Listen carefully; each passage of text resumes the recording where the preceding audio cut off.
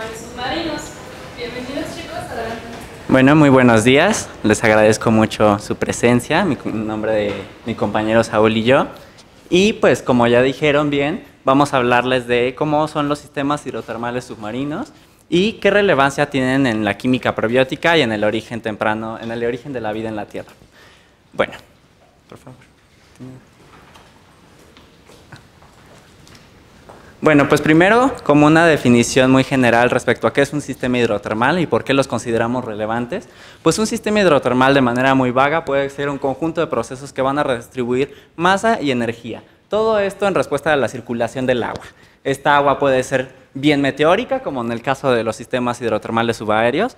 En estos se le van a caracterizar pues, precisamente por el contacto que tienen con la atmósfera.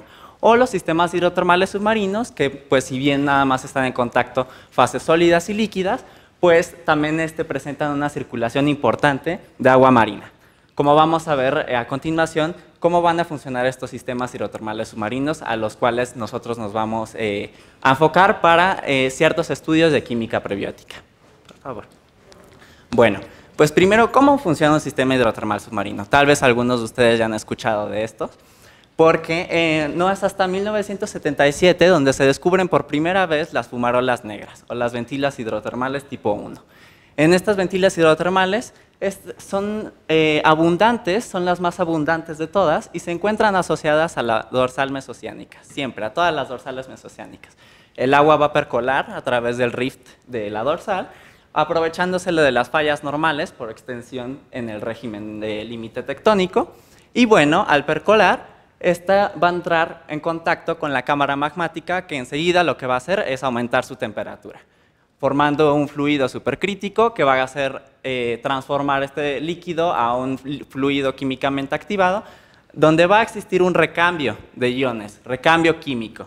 En este recambio, pues evidentemente el agua se va a enriquecer de muchísimos metales principalmente. En las dorsales hay que recordar que todo el basamento que se encuentra ahí es de naturaleza máfica. Entonces, podremos ver muchos ferromagnesianos, los efluentes van a estar enriquecidos en hierro 2, magnesio 2, así como también altas concentraciones de dióxido de carbono asociado a la cámara magmática, hidrógeno molecular, metano, entre otros componentes. Cuando este fluido va a salir, cuando entra en contacto con el agua marina de muy baja temperatura, enseguida precipitan los minerales que se encuentran disueltos en este fluido supercrítico. Los principales son los depósitos masivos de sulfuro, aunque también encontramos otros sulfatos y otros menas metálicas que son de relevancia no solo en ciencia básica, sino también en aplicaciones mineras principalmente. Bueno, aunque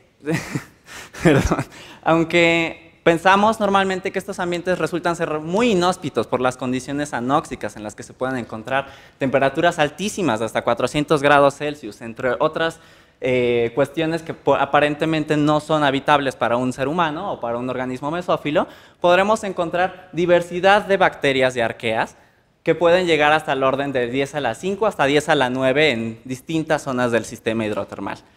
Bueno, pues, ¿qué tienen estos modelos como importancia en la química prebiótica? Pues tenemos puntos favorables y desfavorables, como en cualquier modelo que se pueda tener. Por favor. Entre las cosas favorables que encontramos en este tipo de sistemas, podemos ver que desde hace muchos años, desde su descubrimiento y antes de hay yacimientos hidrotermales muy asociados a microfósiles que podrían ser, evidentemente, indicios de vida temprana, aunque esto es altamente discutido. Por otra parte, también tenemos rutas metabólicas que se pretenden que también podrían ser muy análogas a lo que podría existir hoy en día, como la fijación del carbono, ciclo de Krebs, en donde minerales de sulfuros entrarían en este juego de una transición geoquímica a una transición bioquímica. Estos son puntos muy relevantes. Sin embargo, también tiene sus limitaciones, como he mencionado anteriormente, en las que podríamos mencionar dos importantes, que podrían ser la desnaturalización de moléculas importantes en biología, tal como son el DNA, entre otras proteínas, ya que, como les dije, estos efluentes tienen muy altas temperaturas. Otro punto es de que los potenciales de reducción debido al ambiente ácido son sumamente bajos. Entonces, no es tan fácil convertir de CO2 a hidrocarburos, que podrían ser eventualmente moléculas complejas. Bueno, Pues tenemos otra solución. A lo largo de los años han cambiado los modelos y ahora se tratan mucho con ventilas hidrotermales alcalinas. Estas se descubrieron hasta el año 2000 y se caracterizan ya que no están ubicadas directamente en la dorsal mesoceánica. Este ejemplo, que es el más reconocido, es un sitio denominado Lost City. En este las columnas son inmensas, son de hasta 60 metros de altura aproximadamente. Y se encuentra alrededor de 20 kilómetros fuera de la dorsal mesoceánica. Esto implica que no hay una relación directa entre la cámara magmática y el funcionamiento del sistema hidrotermal. En este caso, el agua marina, que es fría, va a percolar sobre las rocas, pero las rocas en este caso van a tener una naturaleza ultramáfica. Eso va a permitir que ocurra un proceso muy importante denominado la serpentinización. Adelante les comento un poco más de ello. Bueno, en este caso, la serpentinización va a ser este proceso en donde los minerales ferromagnesianos, como el olivino o los piroxenos, van a entrar en contacto con el agua y van a producir muy abundantemente hidrógeno molecular, y este proceso se denomina así porque produce un mineral denominado serpentina. Lo importante de esta reacción es de que, además de darte energía química para reducir, como el hidrógeno molecular, también es una reacción exotérmica que mantiene las temperaturas de estos sistemas entre 40 y 90 grados Celsius. Esas son temperaturas muy óptimas para muchas reacciones prebióticas. Otra de sus propiedades muy favorables es de que en estos sistemas, como pueden ver en la imagen superior derecha, tenemos un entramado de precipitación por aragonita. Esto nos ayuda muchísimo, ya que a diferencia de los sistemas hidrotermales de fumarolas negras, las fumarolas negras tienen una chimenea muy grande y eso no permite que se concentren distintos solutos. Al tener un entramado muy fino, de nanómetros inclusive, podemos concentrar reactivos y generar reacciones favorables. Bien, pues también tenemos por esta otra parte en cómo podría verse estos sistemas en un ambiente o en un contexto de origen de la vida. Cuando vemos a las pequeñas membranas inorgánicas en este tipo de sistemas alcalinos, vemos que tiene una topología sumamente parecida a las células autotróficas que tenemos hoy en día, es decir, alcalino adentro, ácido en el medio y en una diferencia de magnitud de aproximadamente 3 unidades de pH. Eso es muy favorecedor, ya que es una analogía muy similar.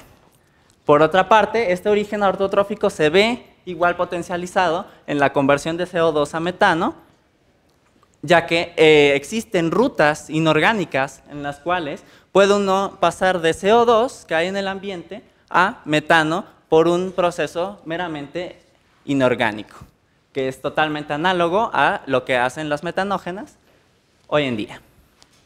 Bien, pues bueno, de manera resumida, tenemos que hay propiedades favorables en estos sistemas, como son una fuente de energía química, tenemos temperaturas óptimas, tenemos tiempos de vida también óptimos de estos sistemas, hay minerales que pueden realizar catálisis, pueden realizar reacciones que podrían ser favorables para la vida, hay condiciones reductoras de dióxido de carbono y tenemos mecanismos de concentración de solutos.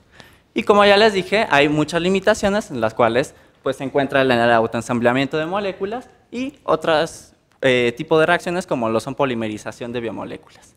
Sin embargo, también, pues bueno, ahora le doy la palabra a mi compañero Saúl para que les platique un poco de la aproximación experimental que se puede tener con este tipo de sistemas y qué implicaciones tiene hoy en día, por qué hablamos tanto de sistemas hidrotermales.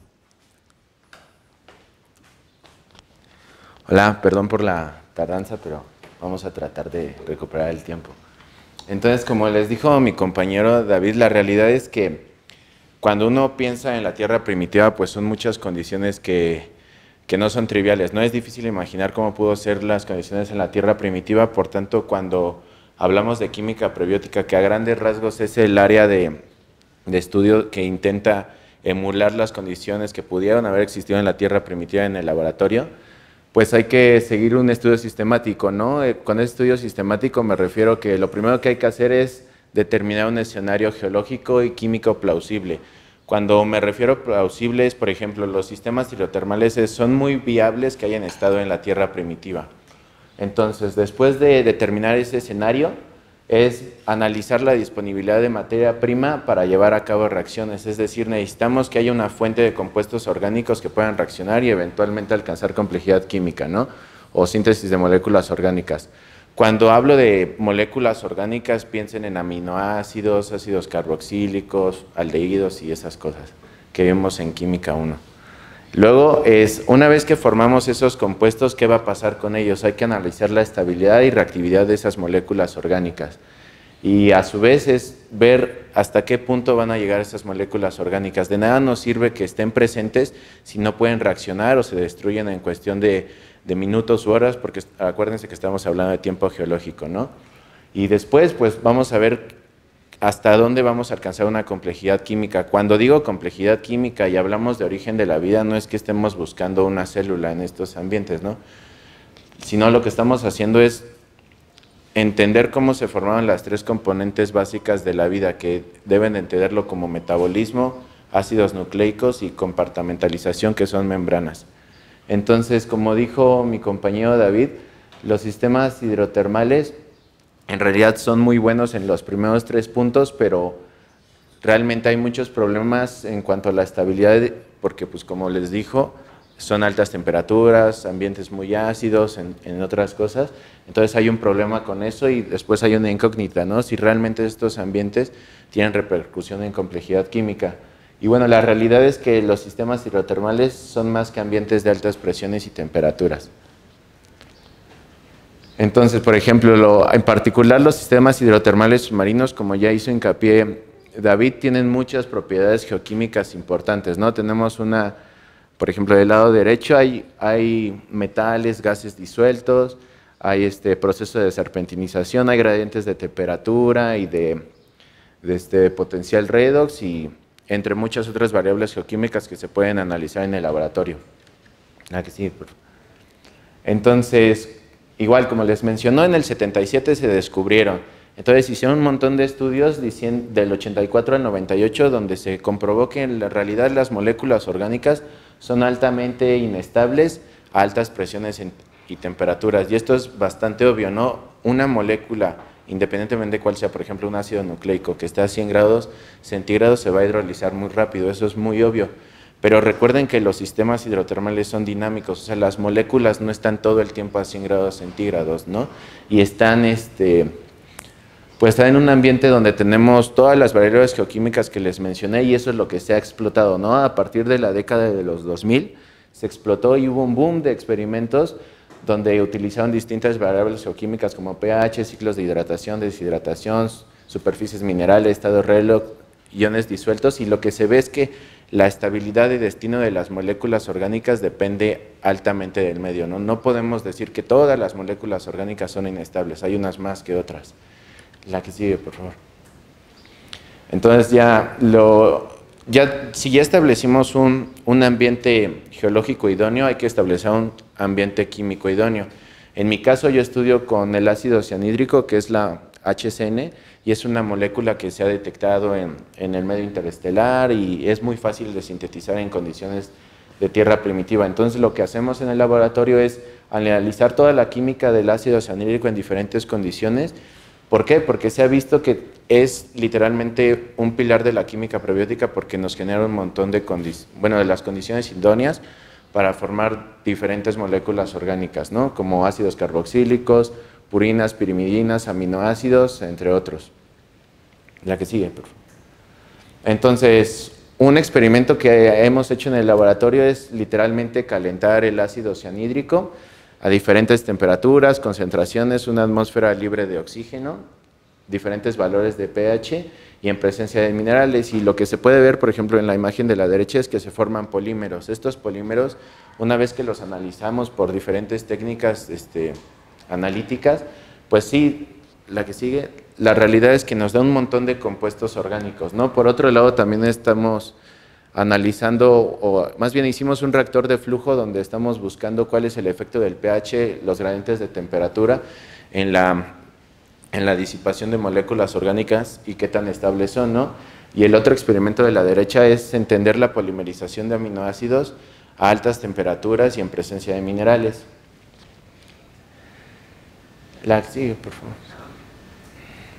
Y bueno, como se habrán dado cuenta, no es trivial hacer un sistema hidrotermal en el laboratorio, ¿no? Son muchas variables geoquímicas que cuesta trabajo poner en un solo experimento. Entonces, lo que se hace ahora es una química de sistemas, que a grandes rasgos es tratar de conjuntar distintas variables químicas para entender cómo se llegó a la complejidad química que les mencioné antes, ¿no? La realidad es que hay que ir paso por paso, pero, no sé, a grandes rasgos sabemos que en la Tierra primitiva no estaba un solo aminoácido en un pool, ¿no? La realidad es que había muchísimos aminoácidos y todos estaban interaccionando entre sí, entonces es lo que se está buscando, ¿no? Hacer experimentos un poquito más consistentes con un ambiente primitivo y pues a grandes rasgos los sistemas hidrotermales son un sistema idóneo para estudiar eso, ¿no? Gracias.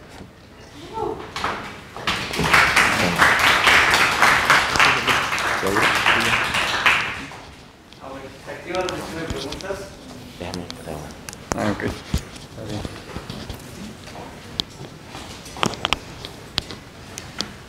pregunten lo que quieran, aunque sea muy obvio, o no lo sea.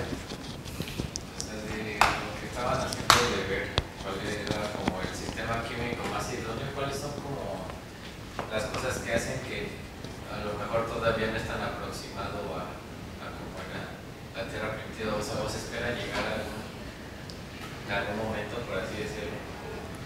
Pues, por ejemplo, yo considero que un sistema idóneo es, mira, por ejemplo, con el ácido cianhídrico, se comporta distinto dependiendo del pH. Un pH ácido se hidroliza, entonces eso no te sirve. Un pH alcalino se polimeriza y si se polimeriza, pues forma un montón de moleculitas, ¿no? Entonces, primero necesitas un pH alcalino, y alcalino es muy básico, ¿no? 9 y 11. Entonces tienes que buscar un ambiente idóneo en la Tierra primitiva que se pueda adecuar a esas condiciones, ¿no? Como les dijo David, pues están los sistemas hidrotermales alcalinos, entonces ya tienes una palomita. Después hay que buscar minerales que hayan estado en la Tierra primitiva, ¿no? O sea, las arcillas, todos los minerales que son del proceso de serpentinización también son consistentes. Después el problema es que, bueno, como les mencioné, las moléculas no están a 100 grados centígrados todo el tiempo, entonces hay que analizar cómo va viajando la molécula y en qué temperatura es más estable que otras, ¿no?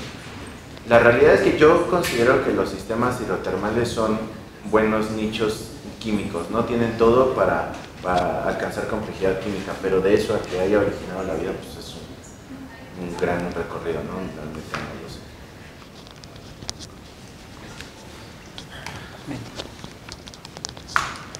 ¿Alguien más? Yo lo escuché. Bueno, muchas gracias. No, gracias. La siguiente charla es impartida